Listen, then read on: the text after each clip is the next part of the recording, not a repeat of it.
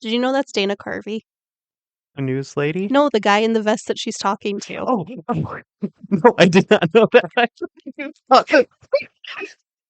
Yes, Dana Carvey played the blonde woman. He's church lady. No, the guy she's talking to in the blue puffer vest. It's Dana Carvey. I didn't know that. I wish he had played the news lady.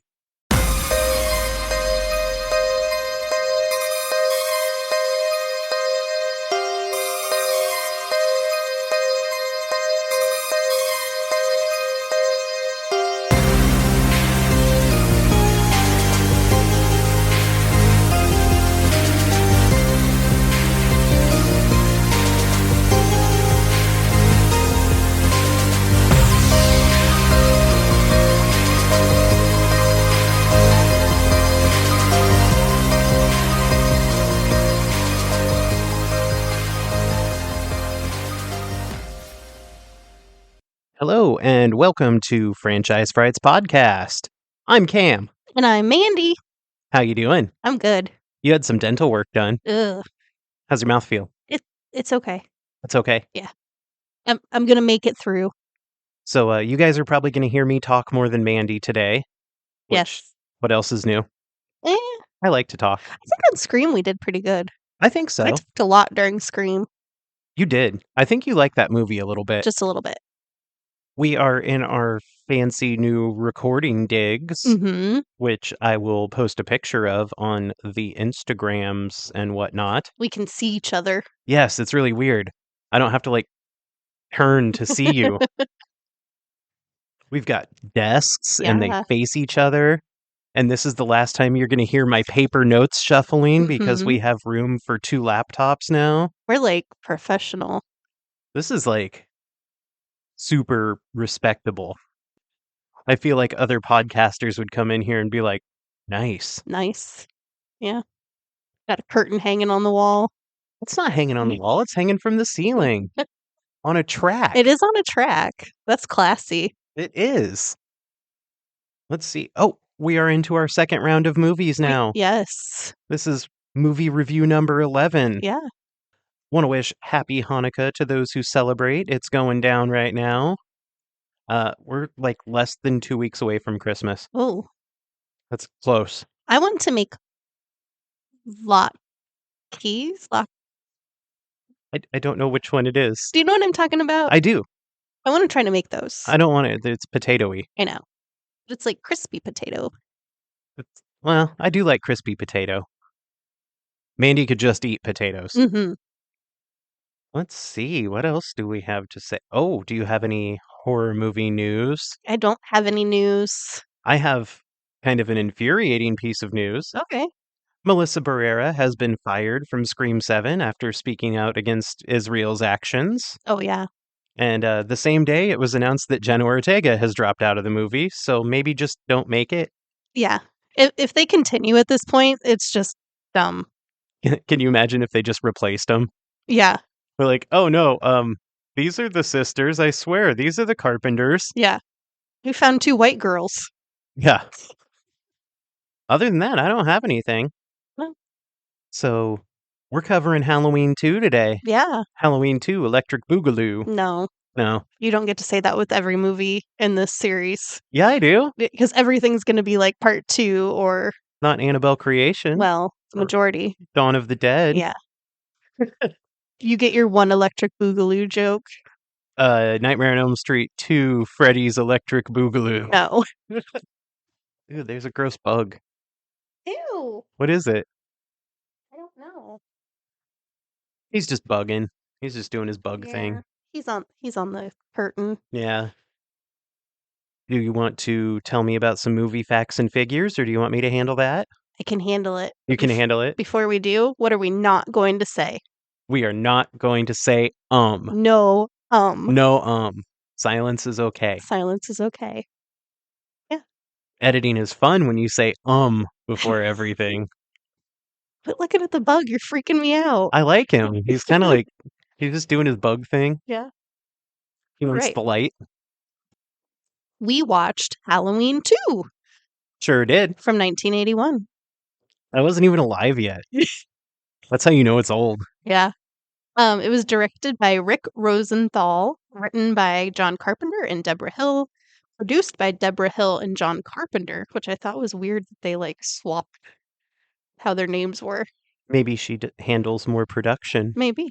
Starring Jamie Lee Curtis, Donald Pleasance, and Dick Warlock. Cinematography by Dean Cundy. Music by John Carpenter and Alan Howarth. Production company is Dino De Laurentiis. Thank you. Distributed by Universal Pictures. It was released October 30th, 1981. Its runtime is 92 minutes. The budget was $2.5 million, and the box office was $25.5 million. So adjusted for inflation, that's $8.4 million and $86.3 million. It's not bad. No, not bad at all. It has a 6.5 on IMDb, a 33% Rotten Tomatoes score for the critics, and a 63% audience score. That's a huge gap. Yeah, and I don't really see why the critics would be so down on it. Yeah. It's not a bad movie. No. It's nothing spectacular, but it's not like it was horrible. Well, but for a sequel, I mean, it's what you expect. I have the Rotten Tomatoes critics consensus. Mm. I like these a lot. Halloween 2 picks up where its predecessor left off and quickly wanders into a dead end that the franchise would spend decades struggling to find its way out of. Yeah. That's true. It's harsh, but it's true. Kevin Thomas of the LA Times said, Halloween 2 as a reprise simply piles up a greater number of corpses. Yeah. Roman Cooney of the Calgary Herald said, not the bloodbath other movies of its ilk have been. Several of the murder scenes are so painfully gruesome as to be tasteless and more than merely distressing. He went on to say, the plot is convenient rather than complex, relying on a cast of characterless individuals, like so many dominoes waiting to be toppled. Oh. He's flowery. Yes. Oh, I didn't write where this guy's from, but his name's David Pierre. And he said Rosenthal is no Carpenter, but he makes a fair job of emulating the latter's visual style in this sequel. I agree. I do too. Michael Mazza of the Arizona Republic said that Carpenter and Hill were picking up a few tricks from their imitators, most notably Friday the 13th. Oh. Yeah, they did. Let's introduce a bunch of people, not give them any development, and then just kill them. Just kill them. They don't need backstory. No. Backstory is not important. So, what did you think about the movie before you watched the movie? I've been a total Halloween stan since like middle school, and I enjoy this movie like for what it is. Yeah.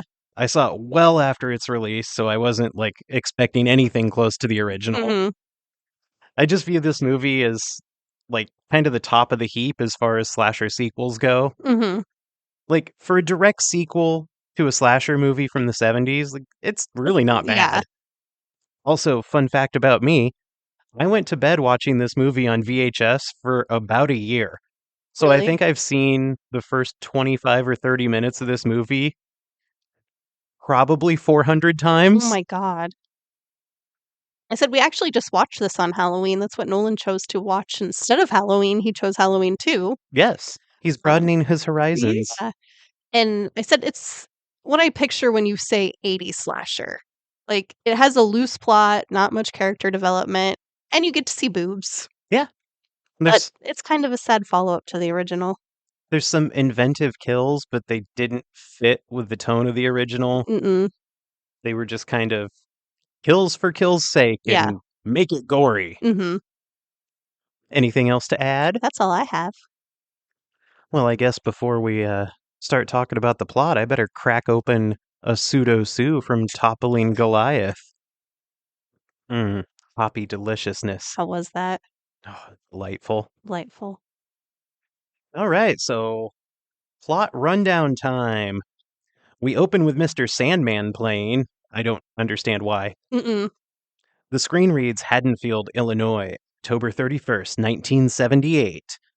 We get flashbacks to the end of the first movie, namely Loomis shooting Michael a whole bunch and Michael falling off of the balcony. Mm-hmm. Then Loomis goes outside to see the Wile E. Coyote imprint of the shape on the ground. No. Why are its arms longer than its legs? I don't know. It looks like one of those Blair Witch, like, dolls. Like, Oh, yeah. like the stick figure things. Like you just expected it to be hanging from the tree. Yeah. It's bad. So Loomis bends down to investigate and puts his hand in some blood, so we know that Michael was indeed shot. Mm-hmm. Why do they always put their hands in the blood? I don't know. You can look at that wetness on the ground where the shot guy just landed. It could have been dew. Oh, yeah. I guess. So the neighbor to the Doyles comes out and Loomis tells him to call the cops. The neighbor says he's been trick-or-treated to death tonight. Loomis tells him that I shot him. He's still on the loose. And when the guy says he's been trick-or-treated to death, Loomis gets super melodramatic and says, "You don't know what death is." Then he runs away. Yes, he scampers off as the Halloween theme starts playing. And he reminds me of Warwick Davis and Leprechaun. I don't know. He just kills me. Scamper's the exact right word. Like, Yes. he doesn't run. He scampers off. It's like, you know, like the first time a toddler gets really excited and Yes. takes off running. That's what he looks like. 'Cause it's like his body's ahead of his feet. He's just really going. Yeah. So the theme is different this time. It's a Mhm. little more synthy, That's what I've said. I said it's much more synthy. and we get opening credits over a new jack-o'-lantern Mhm. that splits to reveal some cobwebby goodness and a skull inside. Do you think it's cobwebby goodness? It's just pumpkin guts. Yeah, but like as it pulls apart, kind of looks cobwebby. Okay. I just said cobwebby. I didn't say it was cobwebs. Oh. After 7 minutes, we really start in on the story of the new movie. We see a shape POV shot as he walks through the back alleys of Haddonfield. There's still some trick-or-treaters out, which it seems kind of late for that. Mm-hmm. A dog barks at him, and he walks away from this one instead of killing it. That's so nice. score 1 for the shape. Now we see Loomis walking at the end of the alley, and Brackett's car pulls up, so the shape hides. Mm-hmm. He's like, "No, don't see me." Nope, he hides around the corner.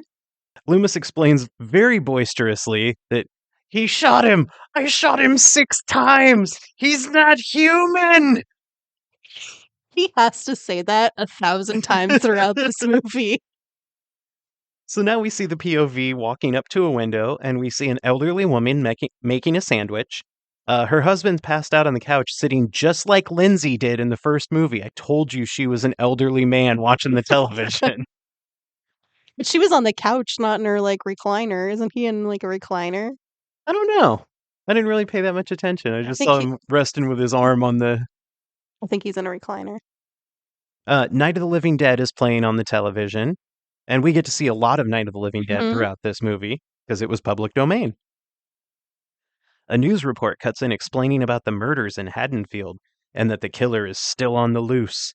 The woman looks worried as the movie comes back on. She backs into the kitchen to continue her sandwich making. She reaches for the knife and puts her hand in some blood that the shape dripped onto the cutting board. The knife's gone. She screams. Now we see the shape walking back through the alley. A neighbor teen comes out to check on the old people next door after she hears the screaming. She gives up after shouting for them and goes back inside to her phone call. Yeah, she doesn't really try to check on them. No. She's just like, hey, Mr. Elrod, Mrs. Elrod. You okay? That's it. And then she's like, okay, see you later. So she reveals to the caller that she's alone in the house, and her friend tells her that there's news of the murders on the radio. She turns on the radio, she hears the news, then she goes back to talking to Sally. We find out the caller's name is Sally. Mhm. She can hear the sirens down the street. She has her back to the front door, and the shape just casually strolls in like he owns the place. He just opens the door, walks in, leaves it wide open. Then she hears something fall in the living room. She goes to investigate and drops the phone as Sally keeps trying to talk to her. And the girl we see is named Alice. We Mhm. know this because Sally keeps saying, Alice? Alice, are you there? Mhm. As she steps into the living room to see why the door is open, Michael is either shot out of a cannon or is pretending he's a Jack-in-the-Box. And he just pops up out of nowhere with this big, like, I put Michael jumps out from hiding. Surprise, bitch. It's Michael. You get stabbed. surprise, bitch. Yeah, so Alice's blood spurts onto her face. Kind of disorienting synth sound Yeah. stinger. A lot of synth in this movie. Mhm. It was the early 80s. And this kill didn't really need to happen. No, it was just a filler. Yeah. Like- We did not need that character. We did not need that kill. We didn't need any of it. But, you know, I am a fan of when the Shape goes trick-or-treating. Yeah. Because that's what he's doing right now. When he gets the knife, I get that. Like, And then he's like, well, he has to test out the knife. well, maybe You're going to make sure it works. that's true. So now some cops pull up in front of the Wallace house as Lori is stretchered out by 2 EMTs. Not ambulance drivers. Please do not call them ambulance drivers. We'll put paramedics. We don't know that they're paramedics. I don't know what the difference is. Paramedics make a little bit more money because they went to more classes. Oh, okay. And they know more. Well, yeah, I assume. So the younger of the EMTs talks to Lori. He's very caring. Mhm. He has a nice kind of pseudo-fro. Yeah. She says, don't let them put me to sleep. The older of the EMTs is driving, and he asks if the younger one knows this chick. You're not even going to mention the sweet wood paneling inside the ambulance. Oh, no, I totally forgot to write that down. There is some sweet wood paneling in The there. inside of it is wood paneling. Yes. It looks like somebody's, like, RV Uh-huh. from 1977. Yeah. The younger EMT fills the older one in on Lori's entire backstory. Mhm. And now we're in the hospital parking lot where a mother is bringing her kid to the ER after he apparently ate something with a razor blade in it. Ugh, it's so gross. Not sure why it needed to happen, but I like it. Yeah, Michael's not the only one out trick-or-treating. that's true. So the ambulance pulls in, carrying Lori. They wheel her into the hospital and we get a POV shot from Lori's perspective. Then we see the ambulance patient loading door closing in what very much feels like an establishing shot. Mm. They really show that door close. Yeah. Like, oh, look at this door in this secluded hallway. What could go wrong there? I said the camera work here was absolutely horrible. The camera's like moving with the gurney, and like it's not good. And I don't think they paid all the money to get the Panaglide for this one. No, it's just a guy walking. He's just walking with the gurney. Yeah. So the EMTs talk to the charge nurse and ask if Dr. Mixter is in. She says he's been at the country club and she thinks he's drunk. So they fill her in on Lori's injuries, and they say that she has a stab wound to the left anterior chest. When the hell did that happen? Did they stab her? Michael stabbed her. Not in the chest. He got her in the arm. He never stabbed her left anterior He chest. doesn't stab her like up here? I don't think so. All I remember is him, like, dragging the knife down her arm. I think he stabs her up here. Does he? Yeah. I don't remember that at all. We'll have to watch it later. Oh, don't make me watch Halloween. Because as soon as you said that, like I pictured it like under her collarbone. Like, Yeah, but there's no blood or anything there. I don't know. I wrote, did one of the cops or EMTs just stab her? We get to see the doctor now, and he is in disarray. His coat's hanging off, his shoulders. He asks, I assume she's a nurse's aide Mhm. for more coffee. He inspects Lori's injuries and says that she's lost a lot of blood. There's hardly any blood on her. Yeah. So he draws some blood to type it, and we get to see the whole thing. We get to see them drawing blood out of somebody, which Mhm. I thought was kind of cool. That is, yeah. So he tells her what we assume is the head nurse to get him the tools for stitching her up. Then he says they need to put her out to do this. Yeah. I've had stitches. Uh-huh. Did they not have lidocaine back then? I don't know. Like, do you think that's what it was? They were just like, no, it's just easier if we put you out. Well, I'm guessing because she was in shock and she was kind of fighting them. Yeah. So it's probably easier to just knock her out. No bodily autonomy for this lady. So we cut to Loomis and Sheriff Brackett. They're driving around looking for Michael, and Loomis is just barking orders at the sheriff. And the sheriff actually takes him for a while. Yeah. He's like, okay. But then he says, "Doctor, I'm just about there." And then Loomis says, "Where?" And he says, "The point where I stopped taking orders from you." So then Brackett doubts that Loomis actually shot Michael. Loomis is reloading his gun, and then Brackett again, just like in the first movie, accuses him of letting Michael out. Yeah. And he's like, no, I didn't. Okay, stop saying it. So now Loomis sees somebody walking, and they're in a similar costume to Michael's. But this person is carrying a trick-or-treat bag. Mhm. I don't think Michael was doing that. No. He also seems smaller and more jittery. And lanky. Yeah. So Loomis scares some kids away from the costumed wanderer, who then wanders into the street. Loomis is fully ready to shoot now. Mhm. He's just like, I love shooting my gun. Yeah. And he's going to shoot his gun a lot in this movie. He's going to count how many more times he shoots Michael, probably. And he'll be like, yeah. I shot him 12 times. He's not human! So Loomis is fully ready to shoot, but Brackett stops him. Uh-huh. Now a police cruiser just comes flying down the street. He's going like 55. Yeah. There's kids out trick-or-treating. Yeah. It makes no sense. This cop is just flying down the street, hits the costume wanderer and pins him against a van. Then immediately there's an explosion that Mhm. starts incinerating the body of the costumed wanderer. That's what I call him. Oh. He's the costumed Costumed wanderer. wanderer. So the cop who was driving the cruiser gets out of the car unharmed, and he apologizes to the sheriff for hitting the guy who just came out of nowhere. Yeah. No, he was standing in the middle of the road, and you hit him doing 78 miles Well, per hour. Where were you going? Because you rammed right into the van. Like, Yeah. Maybe check that cop's BAC. yeah. Now another police cruiser pulls up and informs Sheriff Brackett that 3 bodies were found in the Wallace house. One of them is Annie! Oh, no. The acting here is so good. Oh, man. I can't remember his name. Hunt?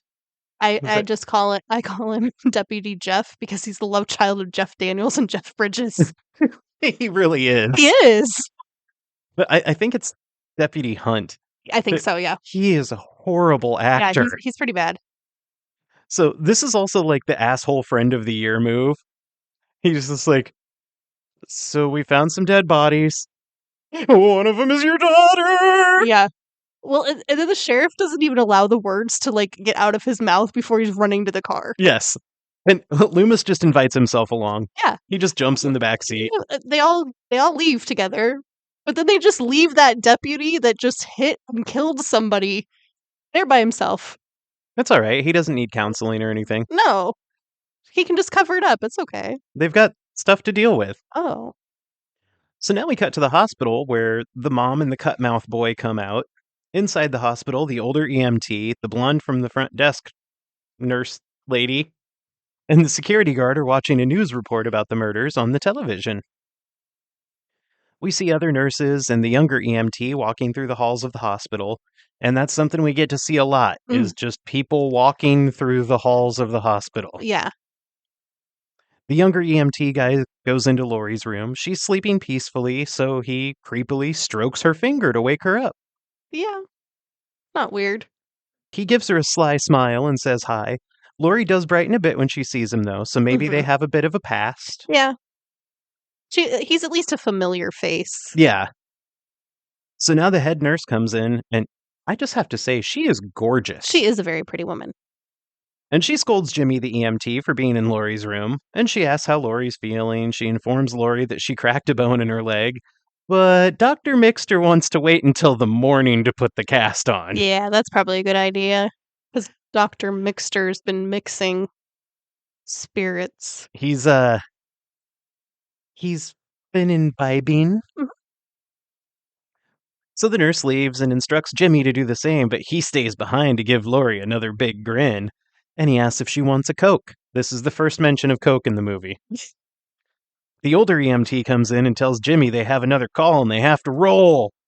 So the nurse comes back in, she scolds Jimmy again, but before he leaves the room, Jimmy tells Lori, we'll catch that Coke later. Mm-hmm. So he's kind of flirting with her a little bit. Why is he hitting on her when she's wearing that horrible wig?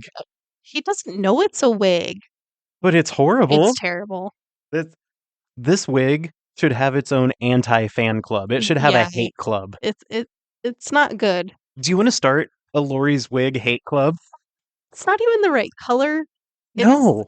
It's positioned terribly on her head. It looks like straw. Yeah. Now we cut to the Wallace house where a newsman is doing a live report in the street. We can see a body being wheeled out on a gurney. There are cops and onlookers, and another news person instructs her cohort to interview anyone that may have seen what happened. And he's like, you have to get parents' permission before you can use a kid's statement, but if there are no parents around, ask them anyway. Did you know that's Dana Carvey? A news lady? No, the guy in the vest that she's talking to. Oh, no, I did not know that. Yes, Dana Carvey played the blonde woman. He's church lady. No, the guy she's talking to with the blue puffer vest. It's Dana Carvey. I didn't know that. I wish he had played the news lady. So now we hear sirens, and the camera starts moving toward the front of the house, following the news lady. News lady approaches the sheriff, Deputy Bad Actor, and Loomis as they walk up to the house. The deputy tells the news lady, "Not now!" Jimmy and Bud carry out a gurney. Oh yeah, that guy's name's Bud. Bud. Sheriff Brackett sees that Annie is the one on the gurney. Oh. Camera shutters are clicking. He closes her eyes. He says, "I need to go tell my wife before someone else does." Mm-hmm. Which was good acting. He also damns Loomis again. Yeah, I was going to say, he did good acting when he said he had to go tell his wife. I mean, it wasn't great, but it was good. And then he turns to Loomis and he, "Damn you for letting him out." And that was really bad acting. Yes.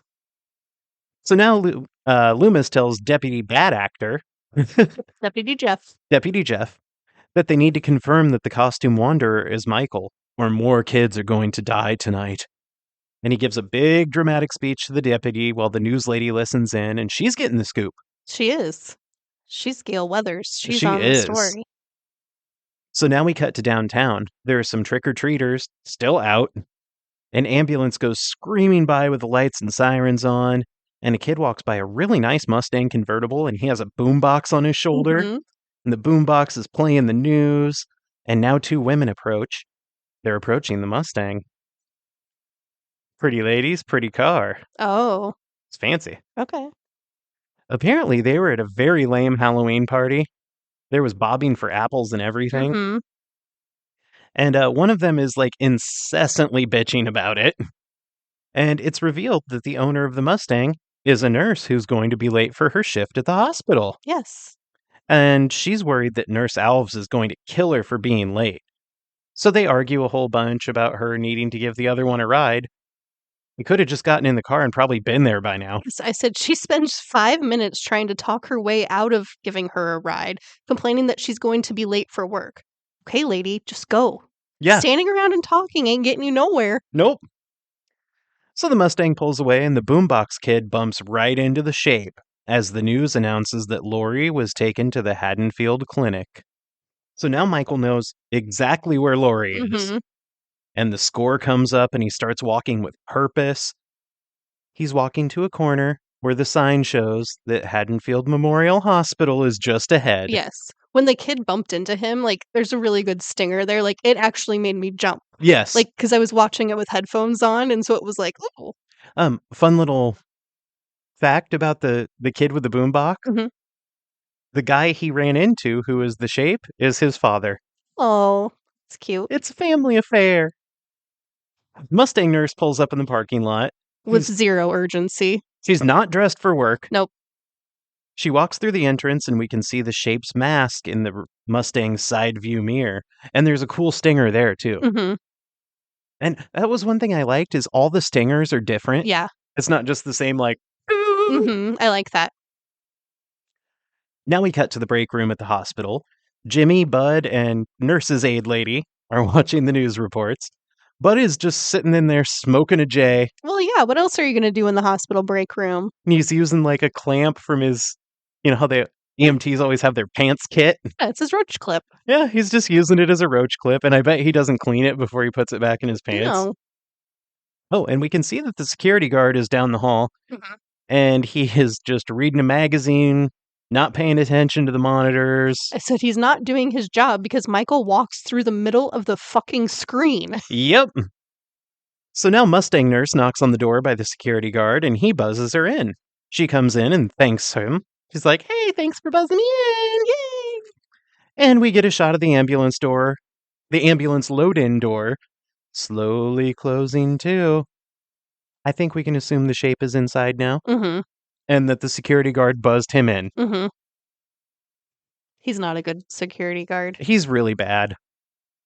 So cut back to the break room, and the older EMT guy's stamping out his J in an ashtray, and the nurse's aide lady says that someone she knows saw Michael walking through a field the day before. And this is where EMT Bud calls her out, and he's like, Mhm. he didn't escape until last night, you idiot. Yeah. And the nurse's aide calls Bud out for always swearing, and he fires back with, sorry, I guess I just fuck up all the time. Like Bud. I do, and I also hate him. Yeah. And I had to note here, the nurse's aide has a Coca-Cola cup. Oh. So she gets fed up with Bud and leaves. Jimmy's absent-mindedly staring out the window into the hallway, and he's like, the actor, Lance Guest, is like doing a really bad job of pretending to be absent-minded. He's like very single-mindedly focusing on being absent-minded. Yeah. I guess I didn't notice that. So Mustang Nurse comes into the break room. We find out her name is Karen. If you're late, move your ass. Yes. So Karen comes in, and she and Bud seem to have a little something going on. Mm. And then she leaves, and he sings a nice song about her. No, I said it's hilarious while being also very disturbing. Amazing Grace, come sit on my face. Don't make me cry. I need your pie. Yeah. We'll just leave that at that. It was 1981. Mm-hmm. So Jimmy's pissed at him for being so lighthearted about what's going on tonight, and he tells him, that could have been one of our brothers that we pulled out of that house tonight. And Bud tells him, hey, don't get involved with the patients. It never works out. Nurses are another story. So Bud's got a thing for nurses. Now Jimmy gets pissed, and he leaves the break room, and we find out that was when we found out for the first time that the older EMT is Bud. Yeah. So Jimmy storms down one of the hallways in the hospital. As he passes a room, we see that the door is closing slowly. Lots of doors closing slowly in this movie. We gotta fill time. And now we get a shape POV camera going down some steps and into another hall. He sees Nurse Karen coming around the corner, and he ducks into the nursery. And at this point, you're like, oh no. Michael's gonna kill babies. Why is Michael in the nursery? He eats dogs. What's Yeah. he going to do to babies? Nothing. Oh. He just completely ignores them. Mm-hmm. So Nurse Karen walks by. He goes to leave, but then Nurse Alves walks by. So he watches Karen get dressed down by her boss. And when they're both distracted going over patient charts, he just walks out of the nursery and back down the hall. Yeah. He's just like, all right, well, they're busy. See you later. He's just wandering the halls. Now we cut back to Lori's room where Jimmy's filling her in on the Michael Myers drama. And she says, from the Myers house? The little kid who killed his sister? Why me? Yeah. Don't worry, we'll find out later. Then Nurse Alves comes into the room and boots Jimmy out again. Mm-hmm. She checks on Lori and reveals they can't get a hold of her parents. They were at the same party as Dr. Mixter, but they aren't there now, and they're not answering the phone at home. That's unfortunate. Okay, so it was at the country club. I think Daddy Bad Actor from the first movie Mm-hmm. and the mom who we've never seen, I think they got drunk and went out and banged on the golf course. That's the story I have. I'm gonna say no. It's Halloween. Oh, They were getting drunk at the country club. You got to go bang on the 17th hole. no. So the nurse tries to call him again. The phones are out. So she calls in nurse's aide Janet to the room and tells her to go inform the useless security guard, Mr. Garrett, that the phones are out. Lori's concerned, and she picks up the phone to also find it dead. She's all the way down the hall. All the way down the hall. What? Janet's useless. You work in a fucking hospital. Yeah, You're walking up and down the hall. that's part of your job. Well, I would hope so. So now we get the nice trope of the wind blowing some branches against Lori's window. And we cut to Mr. Garrett going outside to check the phone lines. He gives Janet a walkie-talkie and tells her to wait for him, and she protests because I don't even know how to use this thing. Janet's horrible.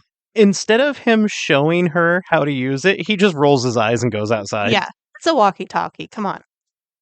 So Mr. Garrett walks outside. He opens up a dumpster where we get a stray cat scare, and then he falls into some garbage that's strewn about behind the hospital, just like Angel. Are you worried about how ghetto the back of this hospital looks? Yes. Like there's a decrepit looking loading dock. Mhm. There's just garbage strewn everywhere. I don't want this hospital to fix me up. I don't think they could fix you up. Well, I and- think they could just give you hepatitis. It's also like there's no other patients in the hospital. This is like hepatitis memorial. So he sees that the storeroom door is ajar and the padlock is open. He goes inside to check it out. Not me. No, call the cops. You're Yeah. not a cop. No. So Mr. Garrett walks through the storeroom and we hear a random noise. He shines his light on the pegboard with all the maintenance tools and all seems to be in order. I don't see anything missing. Mm-mm. He walkies to Janet that someone broke into the storeroom and you need to get somebody to go to the sheriff's station right away. But she doesn't even know how to work one of these things. No, she just starts turning knobs Yeah. on it and yelling into it. There's another noise from deeper in the storeroom, so being a good security guard, Mr. Garrett goes to check it out. He opens a closet door and a bunch of stuff just spills on him. So, inside the storeroom, they just have stuff precariously stacked up that can just fall on you. Yeah. Because there's probably not needles in there No, or It's- sharp things. this is a bad Yeah, hospital. let's not go to Haddonfield Memorial Hospital. So he goes to the next door. There's nothing in there. He goes to the next one and he does something really badass and he flips the padlock off of the hasp. I love it. I don't know why I love it so weird. much.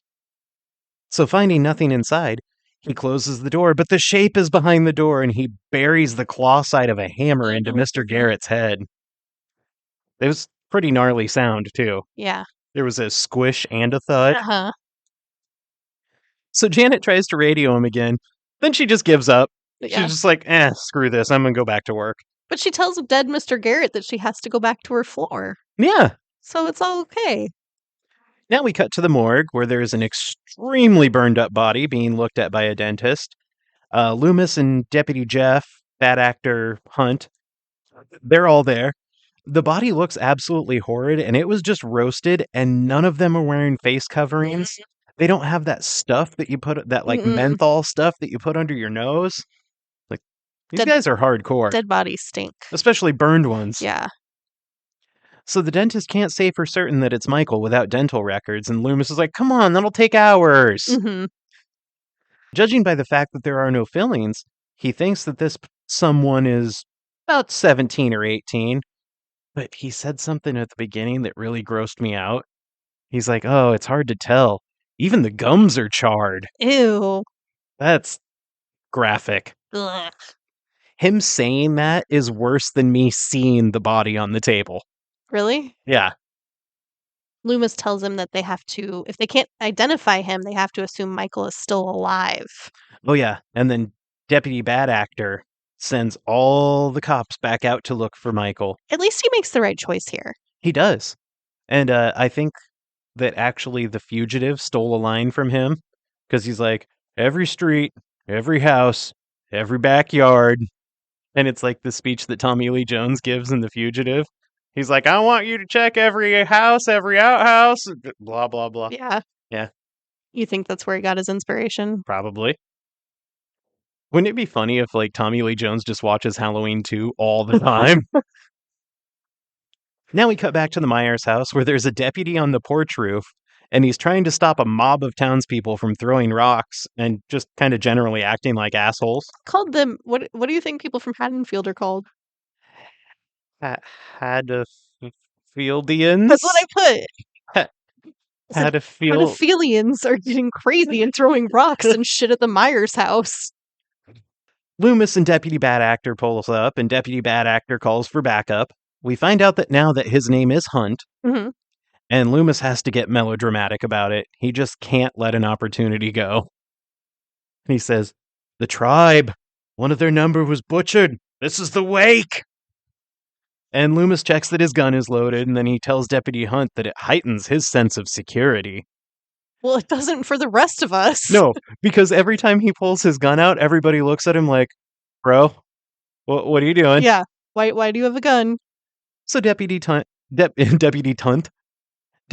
tells the crowd that it's time to disperse, and another deputy comes out and tells Deputy Hunt that they're checked the whole east end of town. They can't find Michael anywhere, and Hunt's like, okay, so check it again. Mm-hmm. And the guy's like, oh, come on. He's there somewhere. So he tells Loomis now that, this was a quiet town until all of this, and he offers Loomis a smoke. Then Loomis reminds him, yeah, but 15 years ago, Michael did kill his sister in the house we're standing in front of.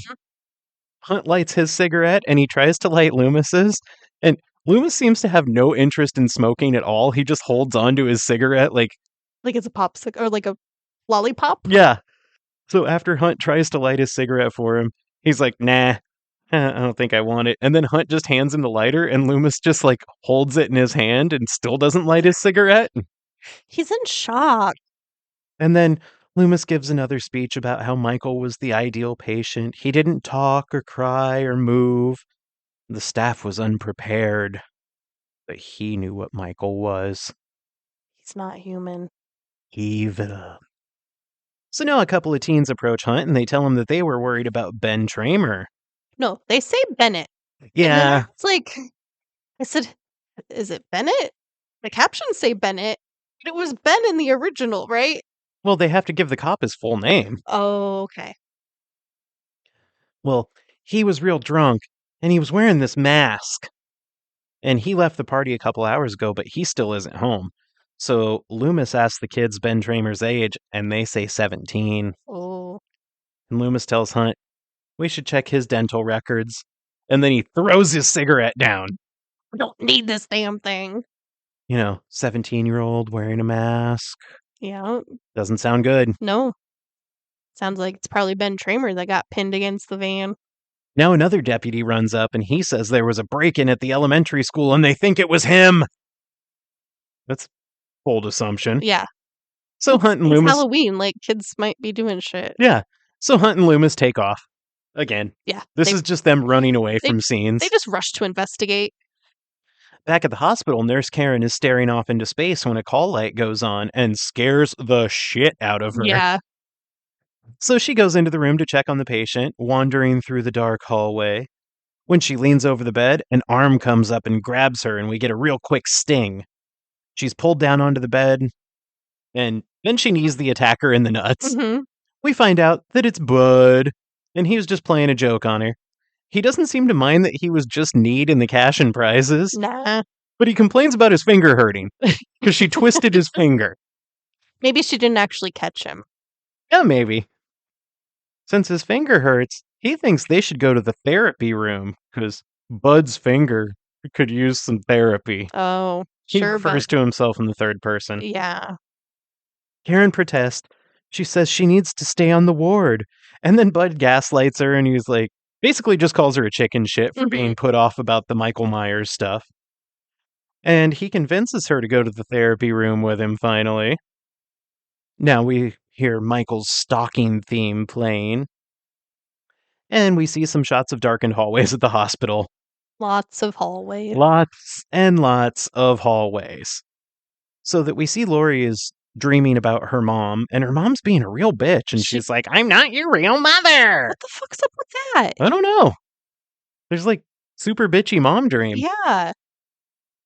And then we see some memories of a young Laurie walking into what looks like an asylum room, and a probably 12 or 13-year-old boy looks right at her, and he's creepy looking. Mm-hmm. He's a spooky man. She's old enough that she should have memories of this. Yeah? But maybe they were repressed. Maybe, because her mom's a bitch? Yeah. Oh, okay. She was focusing all of her memories on her mom. So now we also see a couple quick shots of some bright red blood dripping onto a black floor. We don't know what that's about yet. No, but blood usually is bad. Yes. So now Laurie wakes up and she looks around the room like, the fuck was that dream? Mm-hmm. We cut to Karen, and she's stripping off her nurse's uniform behind some, what is that called? Like frosted glass? Yes. And Bud is looking on from the therapy tub as it bubbles away, and he's watching her with his big, stupid grin on his face, like, almost see some boobies. So Karen comes into the room, draped in a towel with her hair pinned up, and she drops the towel, and shabanga, it's booby time! Boobies. It is a real 80s slasher movie now. Well, yeah, you have to have boobs. The breasts have appeared. They're nice, too. She's got some good boobs. So Karen and Bud start to kiss, and we get a shot of them through the door now. Right next to the door are the controls for the therapy tub. Mhm. Remember those, they're going to be important in a minute. Okay. So Karen comments that it's too warm in the tub, and Bud says, "It's just me." It's not you, Bud. Smooth thing to say would be, "It's just you." Yeah. But now we can see the shape is turning up the heat control in the tub. And Karen wants Bud to go turn the heat down, and he says, "It's cold out there." To which she awfully replies, "It can get cold in here." Okay, baby. So Bud gets out, and we get a nice shot of some man butt. Yeah, we see Bud butt. Something for the ladies. No. So he goes and checks the settings, and we see Karen getting out of the tub through the glass. Now, in the tub room, Karen's wrapping herself in a towel with her back to the windows. And we can see through the windows the shape comes up behind Bud and starts garroting him. Karen continues to wrap herself up for a really long time. How long does it take to get a towel around yourself? I don't know. It takes her a while. So Bud dies. Yes. Then the shape comes into the tub room and he puts his hand on Karen's shoulder. She's still turned away from the door. Mm-hmm. And she thinks the hand is Bud's, and she tells him that she has to go back to work, and then she strokes the shape's hand and kisses his gross murder thumb. She starts making out with his hand. Yeah. And it's clearly a dirty hand. He's been killing a lot of people tonight. He's Yeah. strangling dogs. He's going through garbage. You can see that his hand is caked in filth. Yeah. And she's she just like puts it licking on in it. her mouth. It's pretty gross. Ugh. Maybe Bud's hands taste really bad. He just has yucky tasting hands. Well, if he's an EMT, I hope that his hands are clean. Well, maybe they just taste bad. Oh. And she was like, "I didn't notice the gunk on him. I'm just licking away, and it tastes just like Bud." Gross. While she's doing this, Michael catches a case of the feels, and he doesn't like it, so he Mhm. rips his hand away really fast. And she, still thinking it's Bud, turns around. She's like, "Come on, don't be that way." And then she realizes it's the shape. Mm-hmm. She shrieks. Michael dunks her under the water, but the water is too hot now. The gauge has told us it's scalding hot. Yeah, the temperature gauge is sounding an alarm. So he lets her up and he dunks her repeatedly, and every time he pulls her back up, she's a little more burned. There's like skin peeling off her Yeah. face. Ugh. It's pretty gnarly. So he tosses her, or he pulls her up one last time and tosses her lifeless body to the floor, and her face is all blistered and horrific. But Michael's hand is fine. Because it's covered in a protective layer of gunk. You just have to get a whole bunch of dried blood and Yeah. stuff on you. I also appreciated the fact that he didn't just leave her in the water. He pulled her back out and just like, okay, I'm done with that. Yeah. And discarded her. And he was like, "That's on the floor." Yeah. I threw it on the ground. Now we cut to the elementary school where a deputy is showing Loomis and Hunt where Michael came in by pointing his flashlight at different bloodstains around the room. And he shows him one. He's like, "He entered in here." Yeah. And he's just shining his flashlight. And then he goes, "And then over here." And he points his flashlight at a desk with a couple of drops of blood on it. He goes, "And then over here." Good detective work. And he walks him over, and there's a kid's drawing on the teacher's desk, and there's a knife jammed through it, Oh, where's the knife jammed? right in the drawing of the sister of the family. Oh. Loomis leans over and he looks at it and he goes, "Sister." So then the oblivious Loomis and Hunt think it's over, but luckily Flashlight Cop is here to save the day. And he points the flashlight at the blackboard that has Samhain written on it in blood. Mm-hmm. You know, it's a good thing he was there. Yeah, because they wouldn't have been able to see that on their own. No. They needed a flashlight. So now Loomis gives a totally incorrect pronunciation and backstory for Samhain. Yeah. He calls it Samhain. Then he says that it means the Lord of the Dead, the end of summer, the festival of Samhain. Wrong. All of it wrong. Outside, we can see that another official vehicle is pulled up, and in strolls the nurse from the first movie. The one that let Michael steal the car. Yeah. She's the one responsible. Yeah, she was all tarry, and Michael couldn't get a good grip on her, Yeah. and she crashed the car. Nobody's damning her. No. She informs Loomis that the governor has ordered him to return to Smith's Grove. The state doesn't want anyone from the mental health department anywhere near Haddonfield. It's bad for optics. Mm-hmm. She tells him that there's a marshal waiting to take him. And he says, just tell the boss of the hospital that Yeah. you couldn't find me. Mm-hmm. And she's like, yeah, but there's a marshal out there, so you kind of have to do it. Yeah. And I like that they didn't send the marshal in right away. Mm-hmm. Like, hey, just go in. He knows you. Just tell Yeah. him come outside. Try to keep him calm and orderly because apparently Loomis goes flying off the handle sometimes. And she's like, he carries a gun, right? Now we cut back to the hospital and we can see the shape wandering the halls of Haddonfield Memorial. Or what did I call it earlier? Hepatitis. Memorial. We're seeing this through a security monitor, and this is going to become a very popular shot. Well, yeah. That's fancy. Jimmy walks into Laurie's room again. Mm-hmm. Just let her rest. He's trying to shoot his shot. So he starts talking to her and swearing he's going to protect her no matter what. And she's laying flat on her back with her eyes wide open. She doesn't react to him at all. Nope. He waves his hand in front of her face. No change. Nope, she's catatonic. So he rushes out to go get Nurse Jill, who shines a light in Laurie's eyes. And now we see Janet running down the hallway into Dr. Mixter's office. His shower is running, but he's not in it. Can you imagine if he was just standing in the shower and he's all naked and she's like, Dr. Mixter? And he's like, I'm drunk. Just a drunk, naked old man. Ew. So she now goes into his inner office because he has two offices, I guess. Well, yeah. And she sees him sitting in a chair, just apparently watching his fish tank. And she explains to him that Laurie's had a reaction to the medication and he needs to come quickly. And then we get a cool shot over his left shoulder from in front of him. And all we can see is like the left side of his face. Mm-hmm. And his eye is wide open. And it appears that he might be catatonic, just like Laurie. Janet's looking very confused and concerned. She's very good at looking confused. I don't think she's just looking confused. I think she is. Yeah. And so she puts her hand on the doctor's shoulder and she turns him around, revealing that he has a syringe buried in his right eye. Ugh. Off-screen kill. Yeah. I also don't want to see that, though. I do. Really? Eye stuff is great. I don't like eye stuff. I don't either, but that's why it's great. Ugh. So Janet backs up into the darkened part of the office where the desk lamp can't illuminate. And there's a cool shot with the fish tank lights kind of reflecting the moving water on her face. I liked that a lot. And she continues to back up. The music starts to build. And behind her, the shape's mask slowly comes into view, just like it did behind Laurie in H1. I like when they do that. But this time, it's like an orangish light. Mm-hmm. It looks badass. Looks like a jack-o'-lantern. So Janet backs right into the shape. He puts his hand over her mouth, pulls out a syringe, and buries the needle in her temple, and then depresses the plunger. Oh.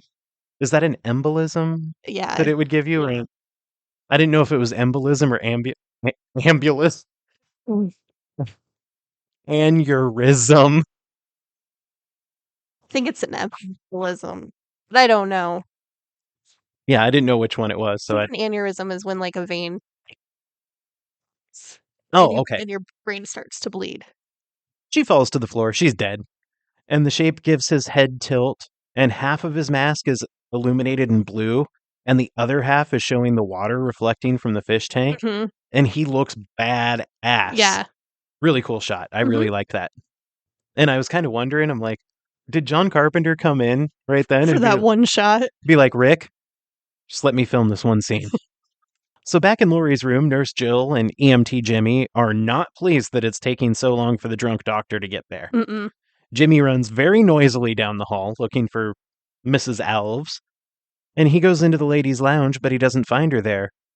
There's an open locker, though, and her street clothes are there, but she's been gone for a while. Where could she be? Who knows? Back in Lori's room again, Nurse Jill wanders out into the hall to look for help.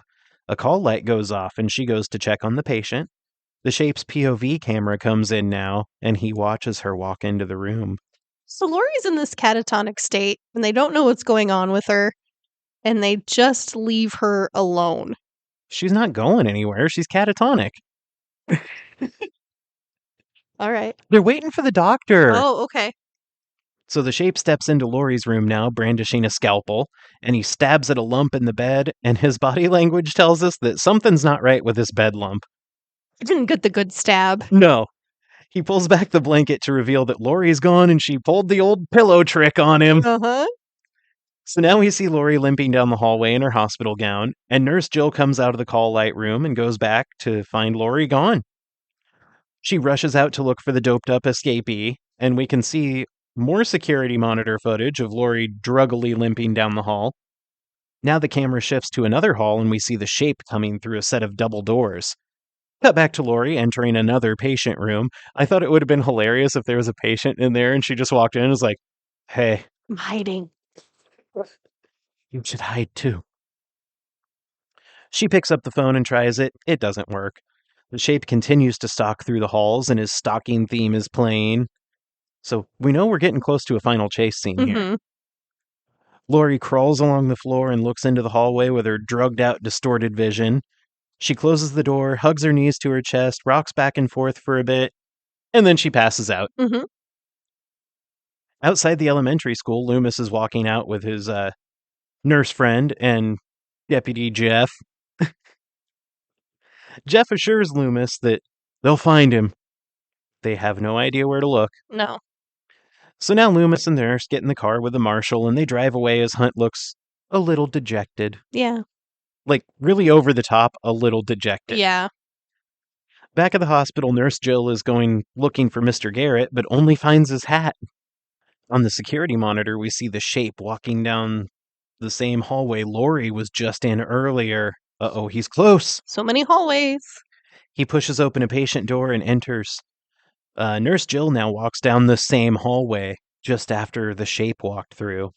So we can see in the handy-dandy security monitor that Michael's close. Mhm. Nurse Jill hears a noise from the room and opens a door, thinking that it's Mr. Garrett just hanging out in an empty patient room, you know? Yeah. Where else would he be? But a hand comes up over her shoulder. She jumps. She's free. It's just Jimmy, your friendly EMT man. So he informs her that he can't find anyone, and they have to find Lori, and he's counting things out on his fingers. He's like, number 1, I can't find anybody. Yeah. Number 2, we gotta find Lori. Uh-huh. Number 3, you should drive to the sheriff's station and get help. Yes. So from their spot in the doorway, we can see that the Shape has just stepped behind a room divider and is very clearly visible through the light coming in from the parking lot. Yeah. And like, he's like, I'm hiding. And we're like, no, you're not, Michael. You can't see. He doesn't have like that whole object permanence thing. Yeah. Well, he's like a toddler. Yeah. He's like, I'm hiding. Yeah. We're like, we can see you. But I can't see you. Exactly. So Jimmy has the plan. He tells Jill, you go check the East Wing. I'm going to go check the West Wing. If you don't find anyone, you should drive to the sheriff's station. So now we follow Jimmy on his quest to find everybody. And then he goes into the minor surgery room, which is right next to the major surgery Don't get room. those mixed up. You don't want to put a minor surgery person in the major No, room. we're in the minor right now. I mean, duh. So he sees Nurse Alves, and she's laying motionless on a surgical table. He checks her pulse, and apparently she's very dead. Mm-hmm. He then checks her arm, and there's an IV tube leading to the floor, and it looks like almost all of her blood's gone. Yeah. It's all over the ground. So he turns to leave, and he just, like, hilariously slips in the blood. He does like a cartoon fall. Yes, I wrote here, it's like a Looney Tunes fall Yeah. on a banana peel. He just goes ass over head and lands on his back on the floor, and he tags the back of his head, Knocks himself out. and then he's just laying there in the blood, and that's icky. Like, how did he not notice the floor was covered in blood? I think he did, but he was just like, oh, I gotta get out of here. Maybe he was wearing like some slip-resistant shoes. I mean, And like he just got cocky when he first walked into the room. because he saw someone he wanted to see. Well, it's fucking covered in, or the floor's covered in blood. I think I'd Yeah, notice. especially like that dark black floor with all that bright red blood. Yes. Now, see, if they were watching this movie in Scream, the douche canoe could have said, Mhm. "Why they do that with the blood? It's too red." That would have been accurate. Now we cut to outside the hospital, and Nurse Jill's rushing out to her car. When she gets to the VW, it won't start because it's a true VW. Her tires are slashed. So she runs back towards the hospital and notices that Karen's tires on her Mustang are also slashed. So she runs back inside. I would just run. Yeah. There's But- got to be something nearby. Just run down the street and be like, "Hey, can I use your phone?" Mhm. So Lori has come to. She opens the door to her little hideout room and she checks the hallway. She crawls out into the hall very dopily. She gets to her feet and she starts going back the way she came. Jill sees her and tries to get her to come to her. And then the shape steps out of the hallway intersection behind Jill, dabs her in the back with a scalpel, and lifts her off the floor. Ugh. And as she dies, her shoes fall off. That just like when he picks her up, I Yeah. can't handle it. And it's one of those kills where you're just like, you know what? That wouldn't happen, but I Yeah. like what they just showed Yes. me here. And it's a very impressive visual. Mhm. So, seeing Nurse Jill get iced here seems to have snapped Lori out of her little drug stupor, Yes. and she goes limp running down the halls of the hospital, wig flapping as she frolics along. The score starts going absolutely nuts now. Mhm. Like we're in full on Yes. It's doo-doo-doo-doo-doo-doo-doo-doo. intense. Lori rushes down a couple of flights of stairs and she tries to get into some locked basement rooms. She finds one unlocked door and goes through to a boiler room. Oh no. We're like, hey, that's Freddy's territory. Yeah. Step off, Mikey. Well, and earlier in the movie, she was saying she didn't want to go to sleep. It's like, Lori, you're in the wrong movie. Yeah, I don't want to go to sleep. Let me go to the boiler room. Wait, Nightmare came out 3 years after this. Hmm. Wes. She backs up. She's making sure that the shape isn't following her, and she backs into a dangling arm. But now we see that the shape has strung up Mr. Garrett with a work light in the basement. So he just picked that dude up out of the storeroom, Mm-hmm. carried him down a couple of flights of stairs, Mm-hmm. hoisted him up in some pipes, and secured him with a work light just in case somebody came down here.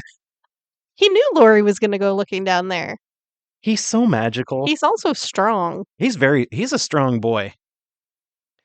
So it just seems like a lot of work. Mm-hmm. But think about all the booby traps he had in the first one. Yeah. I mean, he's got some dedication to this craft. yeah. So the shape walks into the boiler room now, and Lori hoists herself up into a window, and she makes it through. We think he's going to grab her, Mm-hmm. but he's walking real slow. Yeah. He's tired. Hmm. So the window drops into a storeroom on the other side. Yeah, because that's how the world works. Yeah, there's always windows very way up high that drop into other rooms. Yeah, like you think she's going to be outside. She's not. No, she's just in another storeroom. Yeah. She falls on some boxes of glass stuff, and then she finds an elevator and she pushes the button. Now the shape is walking through the broken glass that she just left behind. He rounds the corner to where the elevator is.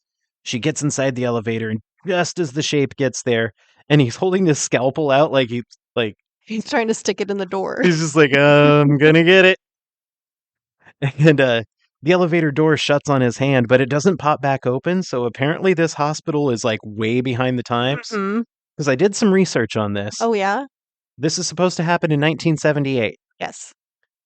And I was like, they didn't have door bumpers Mhm. on elevators in 1978.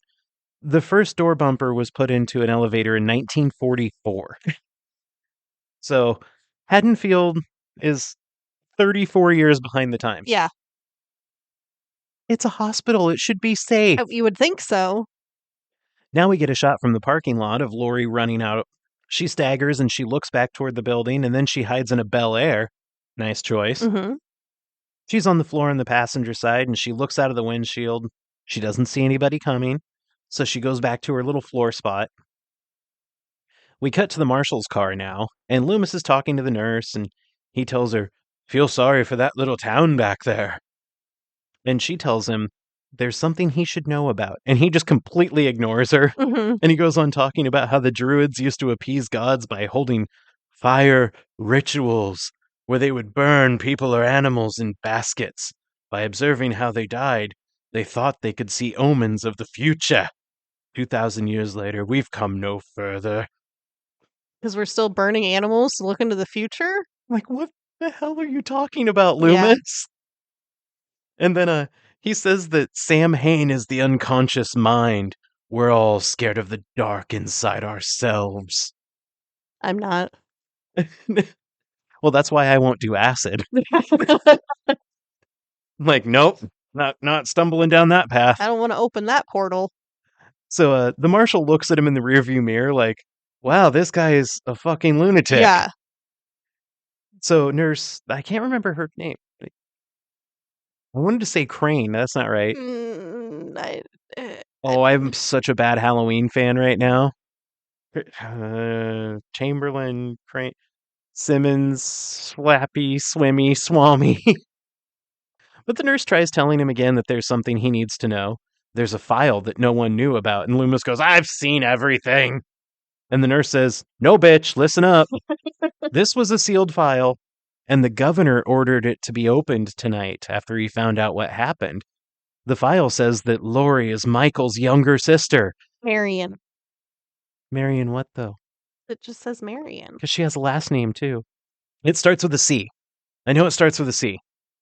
But after her parents died, she was adopted by the Strode family. The Strodes requested that the records be sealed to protect the family. Yeah. What? You live in the same town. Yeah. They're just going to be like, oh yeah, the Strodes adopted that Myers kid. Exactly. Everybody's going to know. Yes. And it's not like Haddonfield seems like a very big town. No, there's not a lot of town in that town.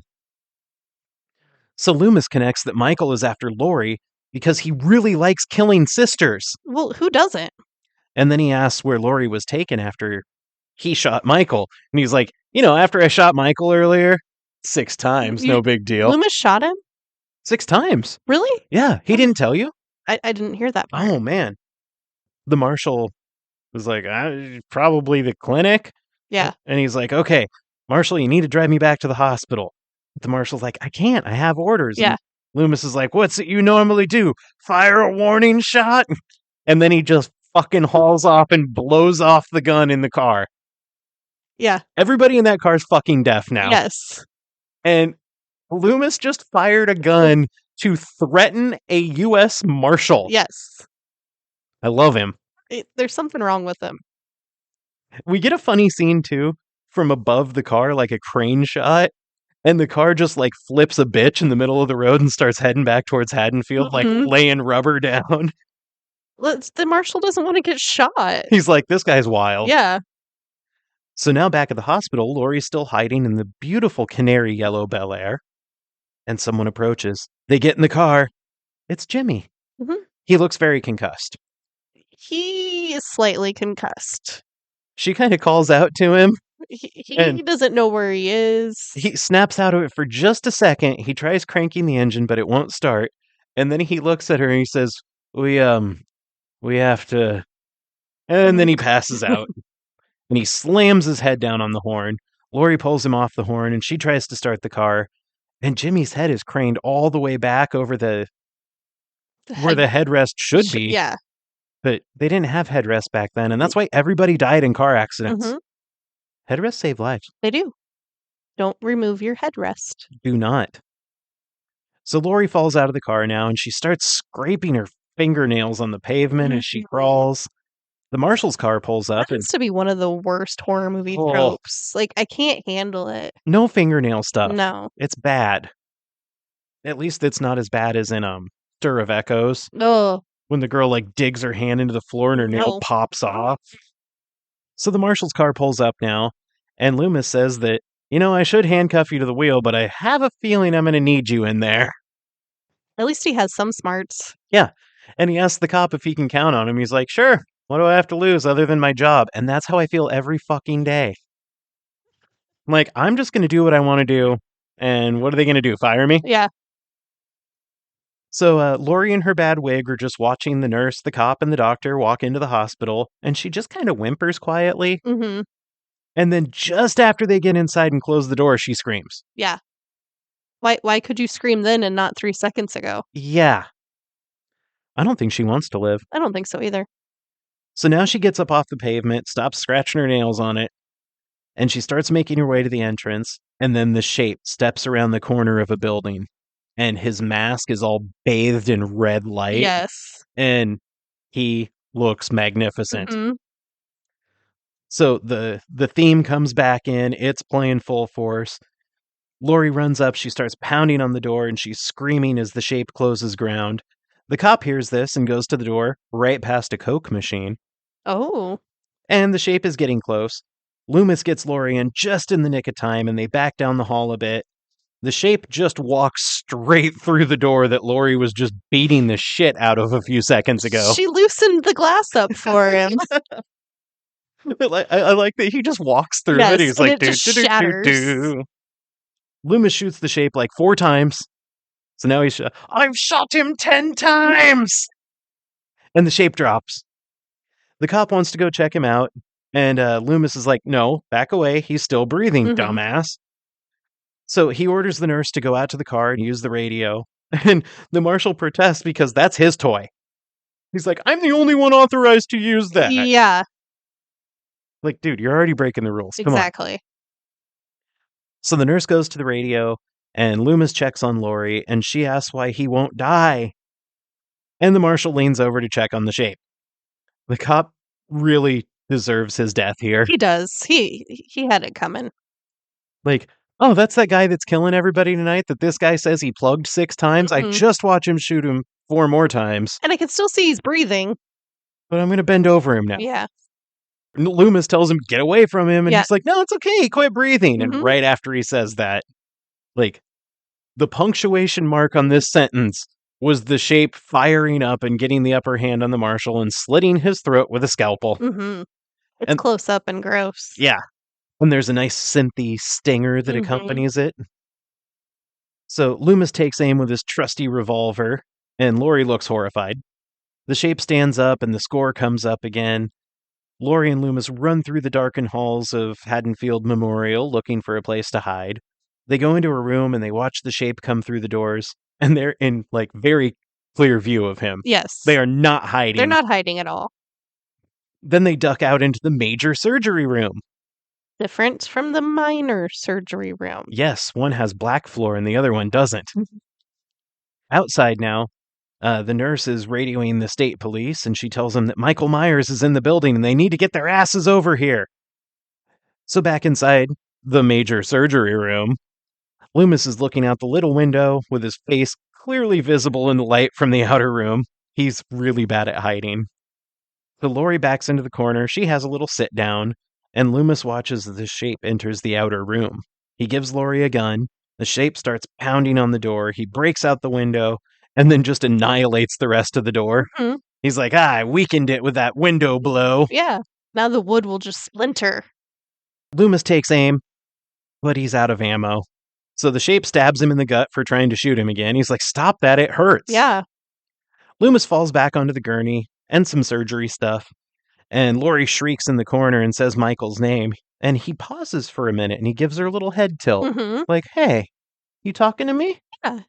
And then he just continues stalking toward her. She tells him to stop. He doesn't. He didn't listen. When somebody with a gun tells you to stop, you just stop. Yeah, that's a good idea. Then she sends 2 to his dome. And blood starts pouring out of the mask's eye holes. It's a little cheesy. It's very cheesy. So the Shape is blinded and he starts swinging his scalpel wildly. I did like this part. Like, Well, it looks like he's hardcore dancing. yes, Like he has his hand over his face and he's Uh-huh. just swinging his arm around. he's gonna get something.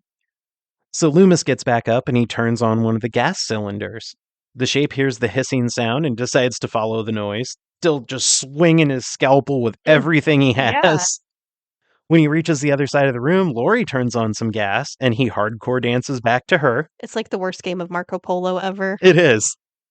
And, you know, you gotta feel almost a little bad for Michael here. I mean, we're assuming he kind of has the brain of a 6-year-old, Yeah. and people just keep shooting him. And he just wants to trick or treat. Well, he just wants to kill his sister, so that's kind of problematic. Sometimes sisters can suck. Oh, Like, think about all the times you were a dick to Dustin, you know? no. So, yeah, Michael's hardcore dancing towards Lori. When he's almost to her, Loomis pulls some hoses out of the wall of the major surgery room. We know it's major surgery because they have all the gases. Yes. And then the shape follows that gas noise, and Loomis instructs Lori that it's time to run away. Mm-hmm. So Lori leaves the major surgery room, and inside it, the gas is hissing from everywhere.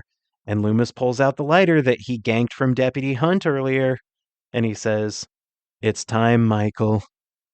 And he lights the lighter right in front of a sign that reads, "Highly combustible." Ooh. The room explodes, and it throws Lori further down the hall. She definitely has some soft tissue damage. She needs an MRI. Shout out to the other guys. Outside, Nurse Chambers. Chambers, I wrote it in my notes. Marion Chambers. I just looked on IMDb and it's never credited with her last name. It's just Marion. Oh, really? Yeah.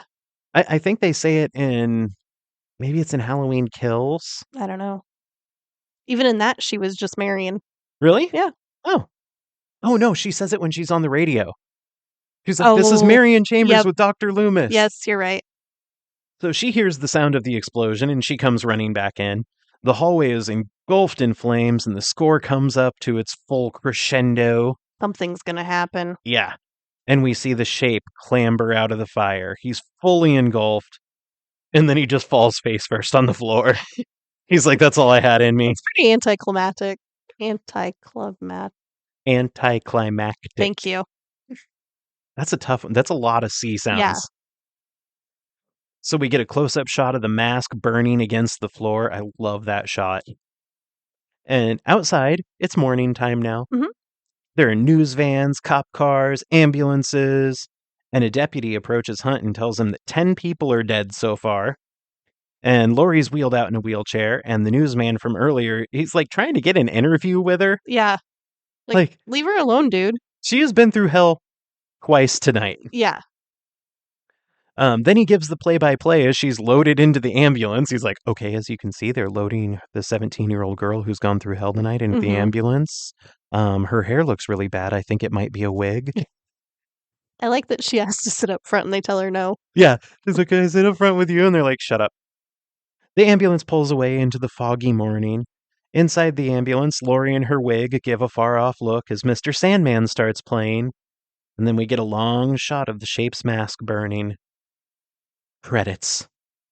Bum bum bum bum bum bum bum bum bum bum bum bum bum. So weird that they chose that. I don't understand it. I don't either. You want to do the body count? Yeah. So our body count is 10. That's high. That is pretty high. We have Alice, the girl that was talking on the phone to her friend Sally. I wanted to say Betty. She was stabbed in the chest for asking who's there. Then we have Pop-up stab. We have Ben Tramer. He died in a fiery car crash. Michael was not the cause of this death, though. No, that was fully a deputy's fault. Yes. Mr. Garrett, the security guard, was hit in the head with a hammer. Claw side. Yeah.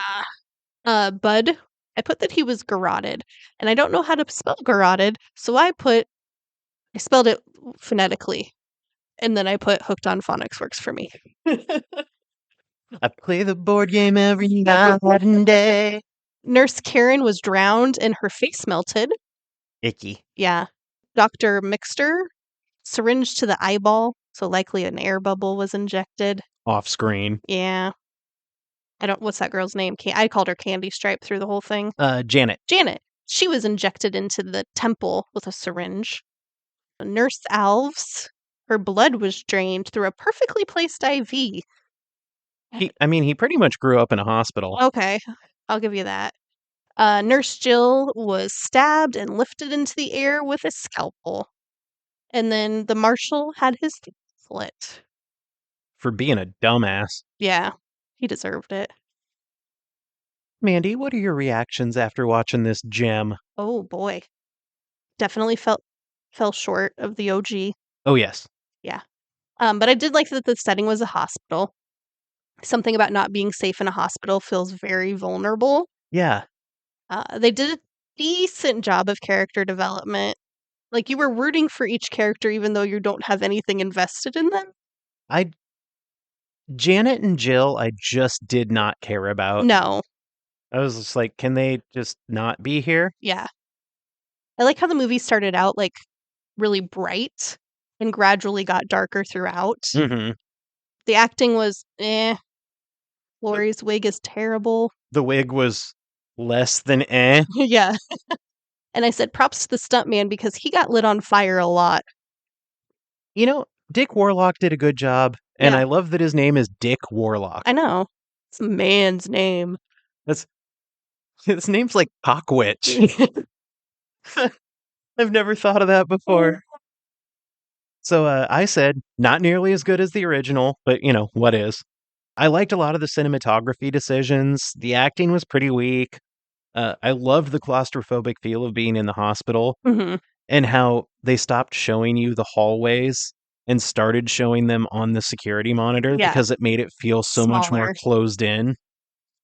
I didn't like how differently Dick Warlock played the Shape from Nick Castle. Mhm.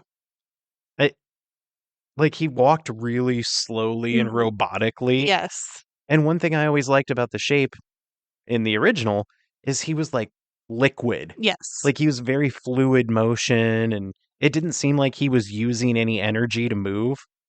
But this was just very herky-jerky. Yeah. It like Frankenstein-y. The increased gore and the updated score seemed like it cheapened the movie a little Mhm. bit. It just kind of felt like a Friday the 13th movie. Yeah. But, I mean, I don't hate it. No. It's okay. Got any production facts? I do. Carpenter would later say that he considered the film's twist that Laurie and Michael were siblings to be a bad idea and that he only came up with it because he was drunk and looking for more material to put in the TV cut of the first film. He's honest, if nothing. Yes. And this prompted Quentin Tarantino to criticize Halloween 2 and its sequel, saying that the twist was fruit from a poison tree because Laurie is not the sister of the Shape. I love how into movies I do Tarantino too. is. I had that John Carpenter and Deborah Hill didn't intend to make a direct sequel to Halloween, but Erwin Yablans convinced them to do it with a little bit of money. Money? Money. Oh. The character that played Bud introduced Jamie Lee Curtis to her future husband, which Cameron and I did not know that this was her future husband. She's married to Christopher Guest. It's so weird. And I don't understand it. How did we not know this? I don't know. Like, it's not common knowledge. No. I want to live in their house. Oh, his name's Lance Guest. Whose name is Lance Guest? The Bud? EMT guy. Oh, okay. That's weird. Yeah, maybe it's a family of some sort. Yeah. But I still can't, like, when I read that, when I asked you, I was like, did you know they were married? And you were like, no. I had no clue. Yeah. So this movie was supposed to wrap up the Laurie and Michael storylines in the Hallowverse. The rest of the movies were supposed to be kind of anthology-style stories that just happened to take place on or near Halloween. Mm. Dick Warlock? Cockwitch. Cockwitch. Wore lifts in order to appear taller. Oh, really? Mhm. I should do that. Yeah. The mask in this movie is actually the same one used in the first movie, but it was stored in a very heavy smoker's house. Yeah. And it yellowed and aged a lot in the 3 years between movies. Somebody smoked a lot. I'm thinking it was probably John Carpenter. Probably. I don't have any more facts. I do. Cinematographer Dean Cundy chose not to work on Poltergeist, to work on this movie, Why? because Deborah Hill and John Carpenter gave him his start. Oh, buddy. Yeah. I'm sorry.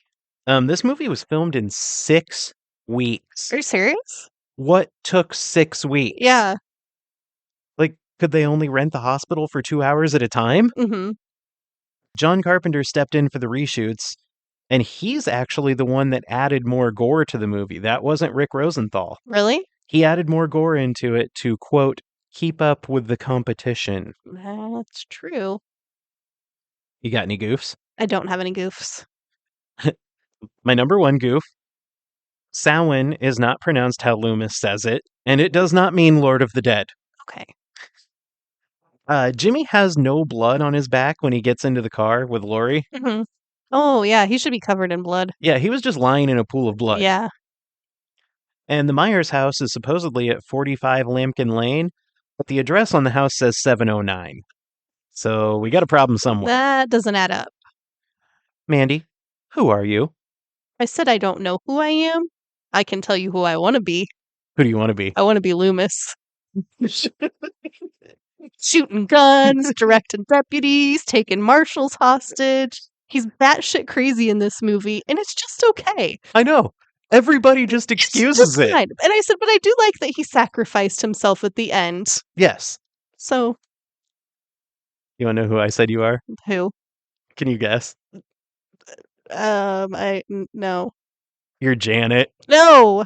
Because if you didn't know how to work a walkie-talkie, you would just like twist dials on it and then just walk away. Yeah, You would just twist the dials and be like, it fuck didn't this, work. I'm leaving. That's true. Who do you think you are?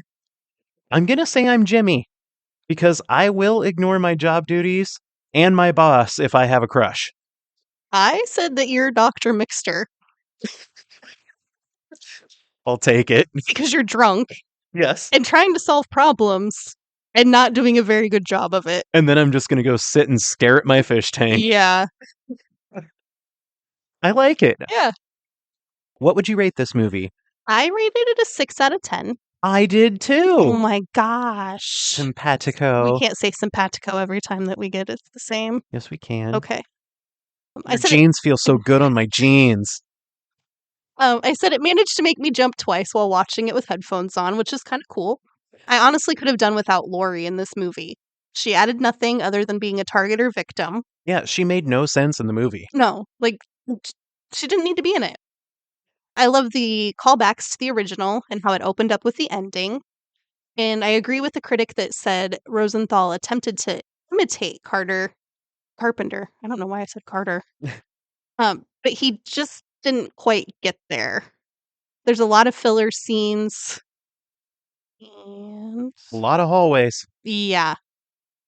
But it's overall decent with some memorable kills. I said a lot of the same stuff. Really. Nothing great, but it works well for what it is. It does just kind of feel like a cheap cash grab, Mm-hmm. but it has some really entertaining parts. Yes. There are a couple really good jump scares. The scenes with Michael's mask being lit up in different colors Mhm. from different angles. And just the hospital setting, Yeah. it just gets me. And I think that this is sorry, I'm going to get basic bitch here. It's definitely worth a watch during spooky season. Mm-hmm. Like, it just really gets you in the mood. Yeah. Because it's a no-stakes horror movie. It's not going to creep you out to the point where you don't want to let the dog No, out. like you can watch it by yourself Yeah. and not feel scared, really. I mean, which sounds silly, but And the pacing's good. Like, Mhm. it doesn't slow down. It doesn't lull. yeah. Yeah, I like it. It's fun And to watch it back to back with the original. And Yeah. Just, it's really fun to do the original and then this one and then H2O, mm, which I think could probably just be the series. yeah. I think you could just stop right there. Yeah. But But I'll be okay with it. I do love the rest of the movies, though. Yeah. So I think that's all we have. Yeah. I think so. So this one gets a 6 out of 10 overall. It does, which we're going to write down. We are. We should do that. I will. So in the meantime, we're going to be coming back to you next Thursday with Friday the 13th, Part 2, Electric Boogaloo. Part 2. Woo! Yay! Until then, remember to like, review, follow, share. You can go to our website at www.franchisefrightspodcast.com and you can find links to all of our socials there. And do the sharing, do the rating, do the reviewing. Do all of it. Yes. Subscribe. Sout. Yeah. Yeah.